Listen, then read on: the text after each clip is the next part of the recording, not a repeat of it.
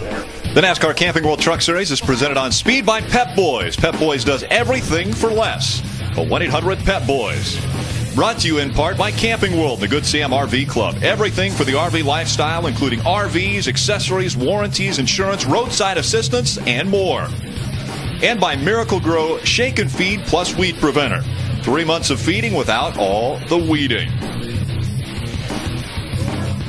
And welcome back to Martinsville Speedway as we get ready for the 4th race of the season. We need to know those storylines as far as what's going to happen in today's race. And for that, let's go back to Chris Devoda. Well, I can give you one. It is getting really windy down here. But what makes this race different than even the race you'll see tomorrow? Well, it's half the distance, meaning less time for guys to come back from a mistake and less time to let their tempers cool off. We know tempers will be one of the stories. What else to watch for today? Tires. You heard Kevin Harvick say that he is extremely concerned with what this tire is going to do. All of the Cup drivers, even the ones not in this race, they are watching right now. And speaking of Kevin Harvick, what about that tandem of Harvick and Kyle Busch? Can a truck regular beat them and win for the first time in 2011? Johnny Sauter is on the pole, and he has a lot of reason to race hard today. He's about to have one more mouth to feed. Wife Courtney due with their baby girl this week. And Rick, Phil, Michael, I know you're concerned. The tire rubber art of Ray was making in the setup, it's a smiley face.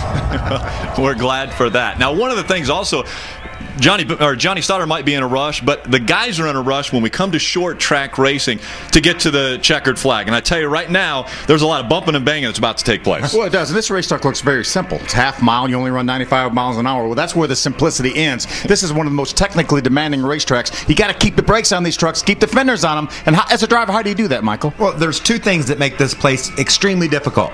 One of them's Kevin Harvick, and one of them's Kyle Busch. Everybody else trying to keep up with those two, you put your truck in a bind. You get in places you don't want to be because they are so good. They know what their truck needs to feel like yesterday in order to win today, and I think you'll have to beat those two to do that. All right, let's get the engines fired. We go trackside for today's command. In motorsports, to give the command, our Grand Marshal, the Vice President of Merchandising, Kroger Mid-Atlantic Division, Tim Brown. Drivers, start your engines.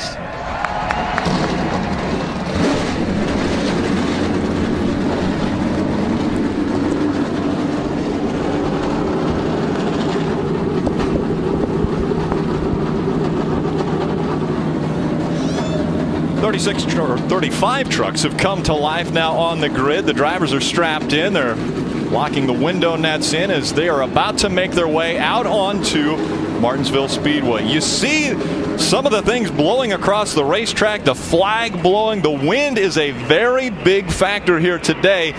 60 degrees, partly cloudy.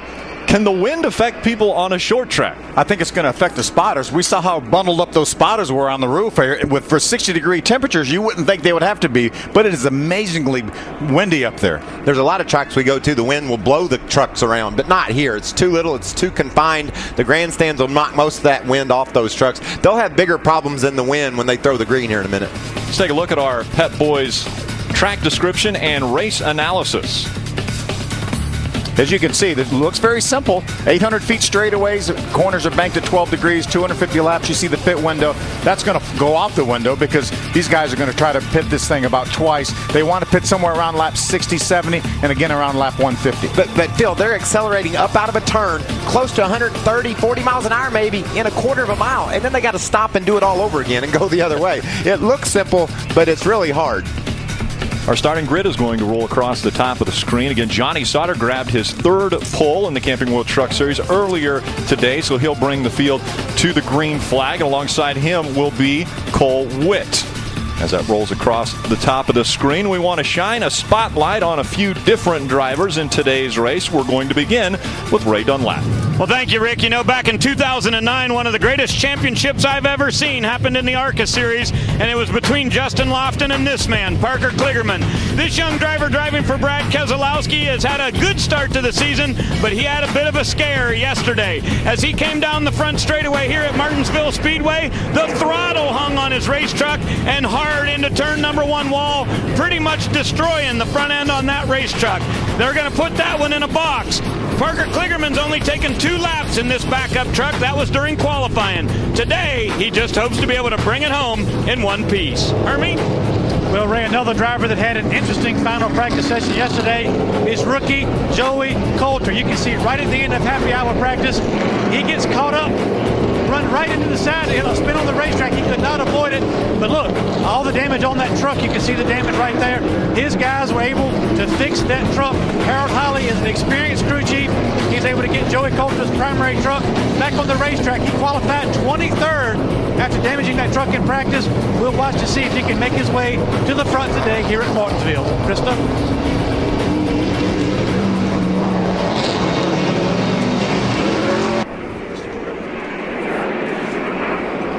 See Jeffrey Earnhardt right there. Jeffrey starting back in the 28th position in that Fuel Doctor Chevrolet. Again, Ray mentioned in the pre-race show that we're not sure the status of that truck for our next race here in about 3 weeks for Nashville. Let's take a look at Matt Lofton here. Matt's going to make his second ever Truck Series start. He has a late model background. He ran the Wheel and Weight All-American Series and the USAR Pro Cup. He was Rookie of the Year at South Boston and Orange County, both in 2007. This is his second ever truck start. He ran here last October. He started 21st and he finished 31st. Strutmaster.com is his sponsor, and also his father Chip owns that company. Matt Lofton will start 25th. Michael? Phil, let's look at the 29th starter in the number 81 Zachary Toyota. That's Houston, Texas native David Starr. He's a veteran of the Truck Series. He's got the 6th most starts. He's run over 260 some races. He's got 4 wins. His most recent came here 5 years ago. When he leaves Martinsville and heads back to Texas, he's going to try to make his NASCAR Sprint Cup Series debut next weekend. We're going to ride along with a few different trucks. First of all, Phil, I thought that was a horrible impersonation of Chris Devoto there. But I mean, you got the points out there, but it didn't sound anything like it. We both have blonde hair anyway. We're going to ride along with the Ford onboard being carried by Chase Mattioli. So Chase will carry a camera for us today. We'll be able to see how difficult it is to work around this racetrack. The Toyota onboard being carried by Travis Quapple. Our Autism Speaks onboard on the top of and in the cockpit with the 17 of Timothy Peters. Ron Hornaday, most recent winner at this racetrack, will also carry a camera for us. Starts in the 10th position. And our final camera, the Funai sponsored camera on the 88 of our points leader, Matt Crafton. Want to take a look at our Walmart recipe for success. Ray, what is the winning ingredient here at Martinsville? Well, I think it could be teammates today, Rick. You know, 24 times in the series history in Camping World Trucks, we've had a team bring home the win and a second place in that same race. And 4 of those have happened for Kevin Harvick Incorporated.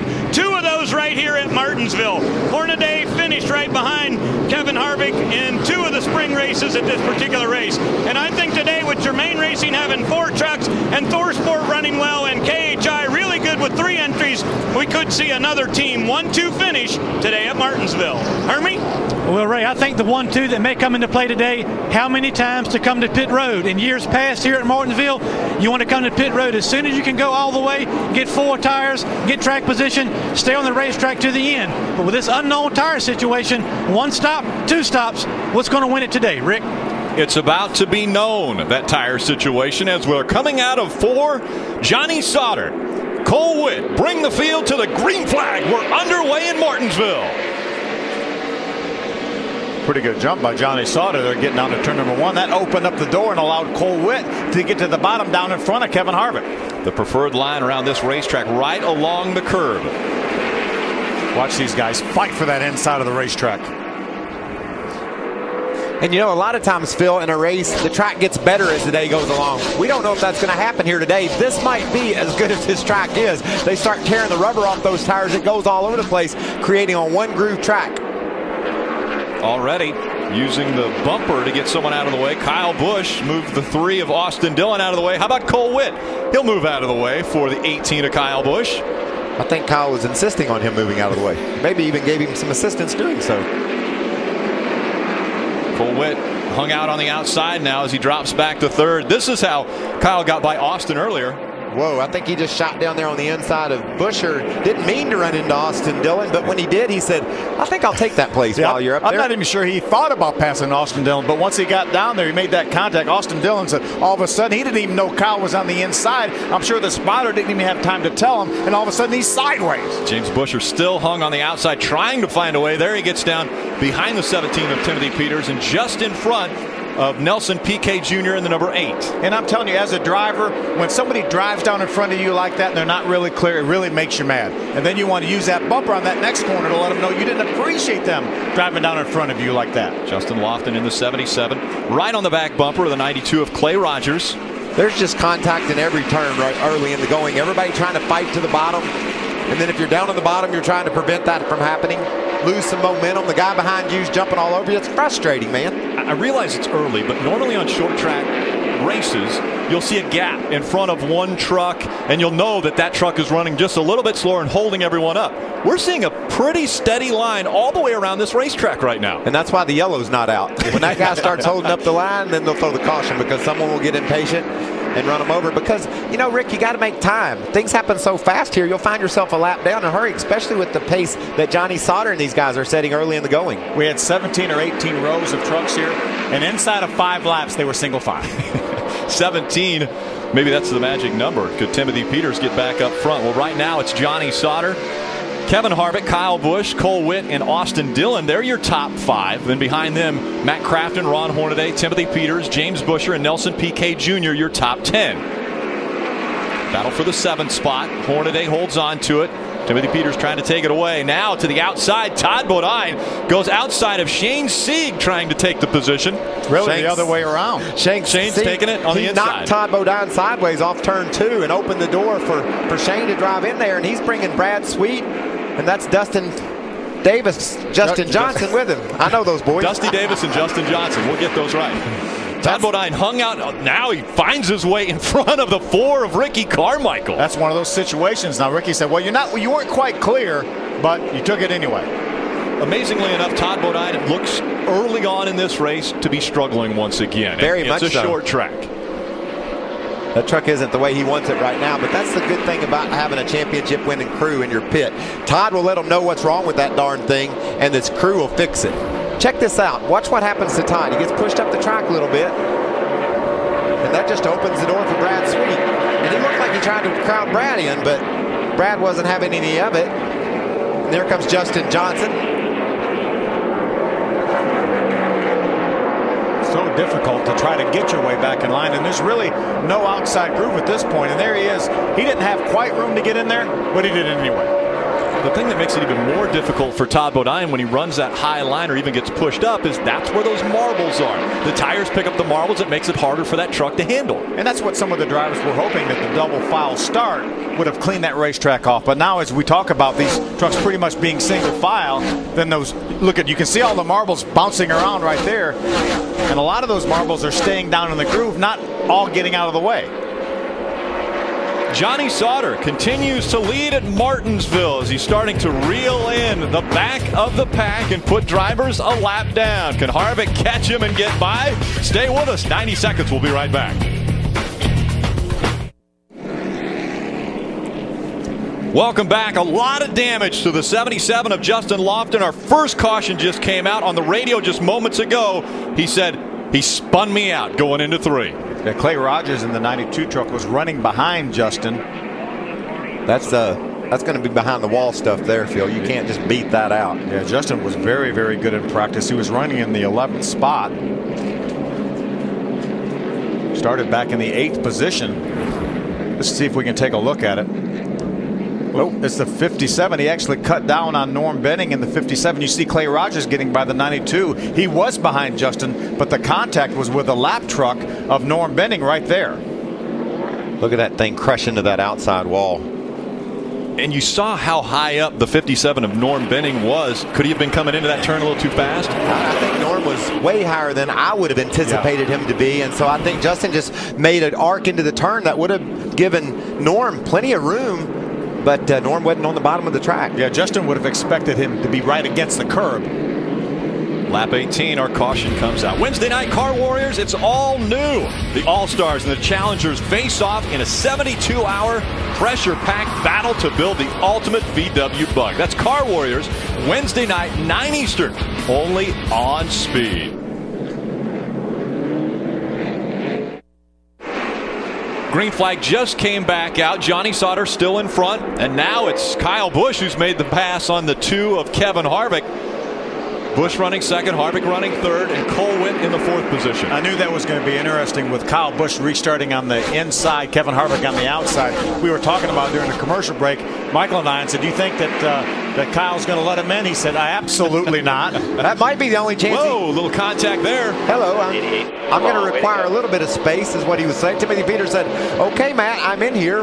I got to have a little room. 2 and 3 wide going into turn number 1. Matt Crafton still on the outside.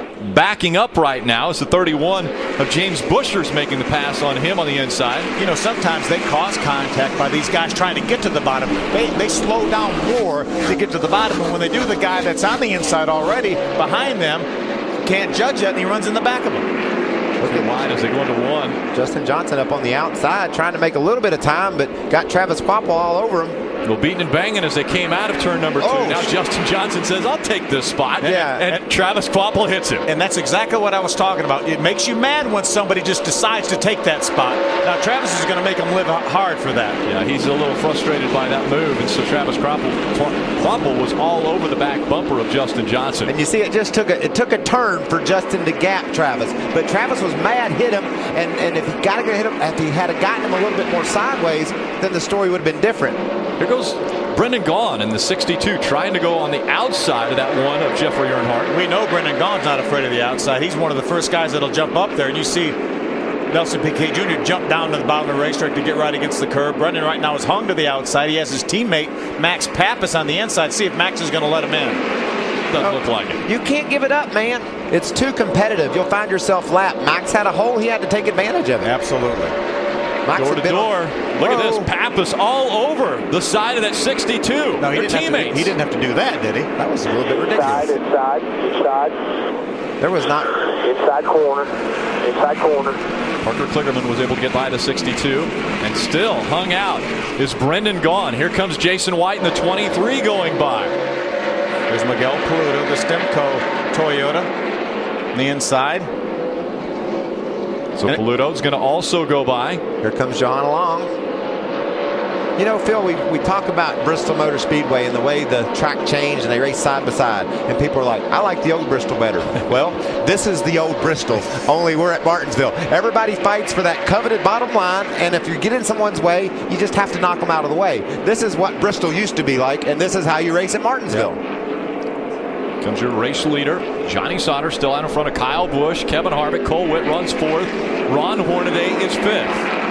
You know, we've talked about Cole Witt and what a great job he's done. He went to Darlington, sat on the pole, finished with the top time, his first time there ever. But remember, he ran here last year in the K&N Pro Series East Division. So this is the first racetrack probably that he's been to that he had similar experience in these type vehicles in a K&N car. And this might be the fastest truck on the track. Ron Hornaday is all over the back of Cole Witt. They've caught Kevin Harvick. So Ron's got a really strong horse under him. Looks like Kevin's holding up Cole Witt a little bit. It'd be interesting to see how the kid goes about this.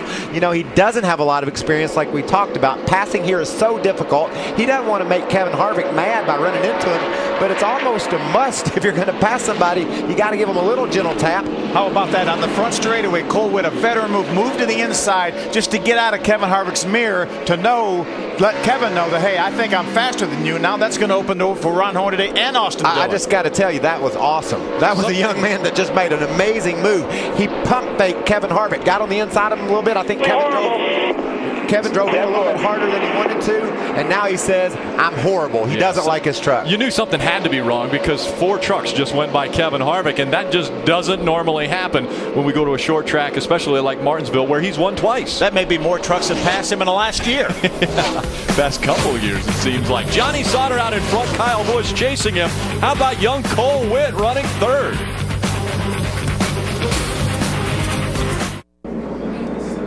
Tomorrow, the world's biggest pre-race show, Motors into Martinsville. Ryan Newman, Jimmy Johnson join us live, plus Denny Hamlin We'll discuss how he'll get his season back on track. NASCAR Race Day built by the Home Depot from Martinsville. Tomorrow, 10:30 Eastern, live on Speed. It is our second caution of the day, and this time it was Matt Lofton in the 97 that looks like he may have been turned around in turns 3 and 4. Yeah, there was definitely some contact here. Pit road is open. Let's see if anybody elects. Maybe Kevin Harvick. Is he going to take this opportunity? He is. Kevin Harvick's coming to pit road to work on that tied truck.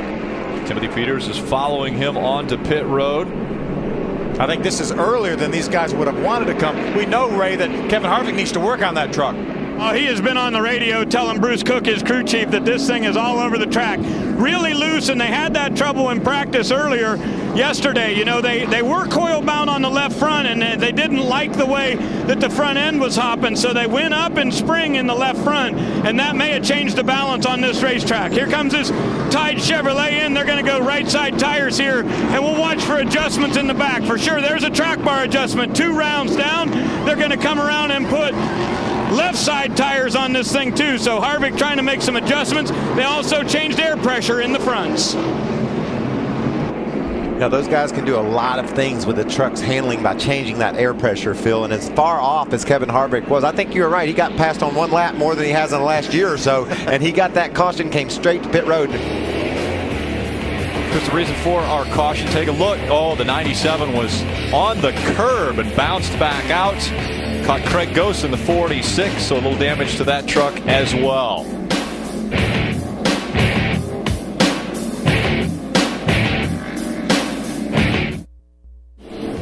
Welcome back. Kroger 250 presented on Speed by Pep Boys. They're all lined back up 2 by 2 as we're getting ready for the restart. Johnny Sauter has been out front of every lap early on in this race. Cole Witt has worked his way back up to the number 2 spot after getting by the 2 of Kevin Harvick and the 18 of Kyle Busch. Let's see if he can hold on to it. Coming out of turn 4. Green flag back in the air.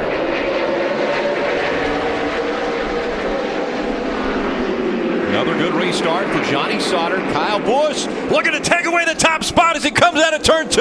Looked like Johnny may have been a little conservative through 1 and 2, and he allowed Kyle to jump to the inside. If you've got Kyle Busch anywhere around you, you better not be conservative. It'll cost you a spot. That's exactly what happened. Kyle doesn't seem like he's got the truck under him to go out there and win this race, but you put a couple restarts in play late in the going, I wouldn't bet against him. See Cole Witt battling on the outside of Austin Dillon. Cole was actually able to get by Kyle Busch to take over that 2nd spot. How about the 33 now goes to the inside of Johnny Sauter? Hermie, what's going on with the 13? Well, Johnny Sauter stayed on the racetrack, and crew chief Joe Shear pretty emphatic about doing that. Johnny had a little bit of a question as to whether they should come to pit road. He is right now fighting a loose truck all the way in, through the center, and off, and he's now lost the lead, so he'll be back to pit road, I'm sure, the next opportunity. Krista? Brad Keselowski's driver, Parker Kligerman, has a handful in his race truck right now. It's over-rotating, no forward bite. They have come in twice. They've gone down on the track bar on the last stop trying to fix the late entry. They made a wedge adjustment, 3 rounds. Battle for the lead. Here comes Johnny Sauter. Takes it back away from Kyle Busch. Ron Horner, I don't think I cleaned my tires good enough. Here, Johnny said he didn't think he cleaned his tires good enough. We talk about all the rubber that's coming off these tires and it's staying down in the groove. And, you know, we're talking about the loose race trucks, and that's a pretty common theme, both in the Cup garage and as well as the truck garage. A lot of people talking about this new tire not having the rear grip that they're used to. Yeah, it's funny, Phil. You listen to the radios, you scan all the trucks, you scan the Cup cars, and you think you're listening to a replay. I mean, from truck to truck to truck, everybody's struggling for that forward bite. You can see there a battle. Dusty Davis down on the inside of Sieg takes that spot away. All weekend we've talked about tire wear and the rubber getting into the track. We're starting to see a little bit of a coloration in the track now in turns 1 and 2 and 3 and 4. Where there is some rubber going into the track, it looks like coming out of turn number 2 and coming out of turn 4. And remember, we talked about it. We had a little bit of rain here locally last night. That what little rubber we got down probably washed it off. And we're used to having a couple hours of Cup practice here on Saturdays. This is the first time we haven't had that. All we've had so far today was truck and Cup qualifying. So a lot less laps put down on this racetrack than normal on Saturday. Battle for second. Here comes Hornaday taking the position away from Kyle Busch. He's going to bring the 3 of Austin Dillon with him. How about these truckers beating up on the Cup guys today? Well, we talk about Kevin Harvick and we talk about Kyle Busch being so dominant when they're both in the race. It looks like they may be human here. Oh, problems with the 32 of Brad Sweet. Behind him, Timothy Peters gets spun around. A lot of damage to the front of that truck. Let's get it fired up here after the 57. Good to spin it around. Got the 8 down on the inside of Nelson Piquet Jr. He's got major front end damage. That truck will have to go to the garage. Yeah, chain reaction deal, I think, is what caused both of these trucks. More than likely, the 8 of Nelson Piquet Jr. probably ran on the back of Timothy Peters and turned him around. Look at all the damage. Obviously, Timothy ran in the back of somebody as well. And somebody into the back of him. Yeah, like the accordion effect once again at Martinsville. See the AutismSpeaks.org sponsorship on board this Red Horse truck. A lot of damage to a couple trucks. Take a look at what happened. This is the beginning of it. It's Miguel Paludo down on the inside of Sweet. Watch how far he gets him sideways. Watch the job Sweet does here. All the way around, no. Incredible. And then bam, you can see Peters. There's a chain reaction. Max Pappas trying to slow down. Timothy Peters right behind him. And Nelson Piquet Jr. right behind Timothy. And they just couldn't all get stopped. And with that, we're starting to see a train of trucks making their way onto pit road.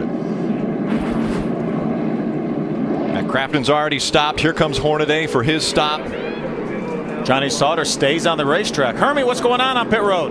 Well, Ron Hornaday comes down pit road, giving up the second position. His truck is tight, shattering the tires through the middle of the corner. They're going to give him 4 tires and an air pressure adjustment, get him back on the racetrack. But Ron Hornaday is on pit road. Krista? Is deciding to stay out, talking with his crew right now. He feels like his truck is pretty good, but they made the decision to stay out. Yeah, I think these guys were a little nervous about the tires, but it seems like Rick said maybe the track is beginning to take a little bit of rubber and tire wear might not be a problem. Cole Witt, Sauter, those guys decided to stay out. Reason for the third caution. Chain reaction. Brad Sweet gets sideways. Max Pappas checks up. Take a look at this. The 17 right in the back of him, and the 8 in the back of them. Johnny Sauter with another great restart, and the battle now is for second. Kyle Busch is on the inside. James Buescher was on the outside. Now he tucks in behind him. Joey Coulter now moves up in a battle for third. What about Joey Coulter? We left you yesterday. He was crashed. Just knowing he had to go to a backup truck. And those RCR guys jumped in there, fixed that thing. And here he is up there running in the top 5. James Buescher right behind him. That's 7 of Miguel Paludo. Look how much ground Austin Dillon now has lost by being hung on the outside. He didn't get a very good start, first of all. And then when he got to turn 1, Phil, it was like he got up into some of that loose rubber. His truck slid up the hill, and they freight trained him. A lot of the guys were talking about it taking a couple laps as you see Joey Coulter take over the second spot. Man, that's Kyle Busch. That's got to feel good to these guys. They're passing Kyle Busch and Kevin Harvick, you know. That's something we haven't seen in a couple of years. Ever, really. Yeah, thank you.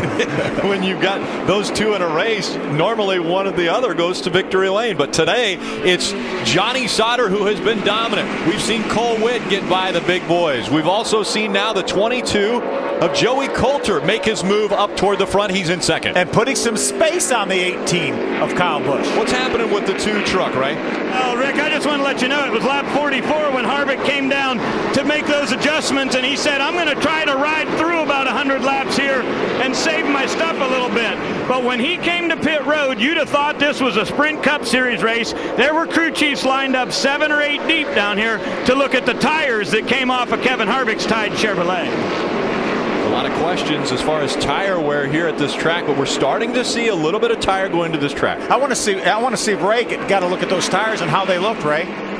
They look good, Phil. There was one little spot on the right rear where it looked like he may have slid it a tiny bit, but there was even wear across there. That wasn't so bad, but we're going to keep our eye on it down here for sure, because everybody on the radio is saying if you get a foot out of the groove, it takes you 4 laps to recover. I love this race, man. I love our top 5. Johnny Sauter leads Joey Coulter. Miguel Paludo rides along in 3rd. Kyle Busch is battling Cole Witt for that 4th spot. While we're watching this battle here, Jason White just drove by Kevin Harvick. And Jason talked about his truck being good in the long run, and he's marching his way to the front. He qualified about last, but yet here he comes toward the front. And look, he's already gapped Harvick. Harvick's not being able to do anything with his truck early in the going. Ricky Carmichael trying to make the move around our most recent winner at this racetrack in Ron Hornaday. Clear there, clear. I don't think the planets are aligned. 1 to the right. 30, half to the 30. 105. You know, we talk so much about how good Kyle Busch is. Kyle Busch has run in all 3 of NASCAR's top touring series on this racetrack, and he's never won. He's never won at Martinsville, and so this is one of those tracks that has really eluded him.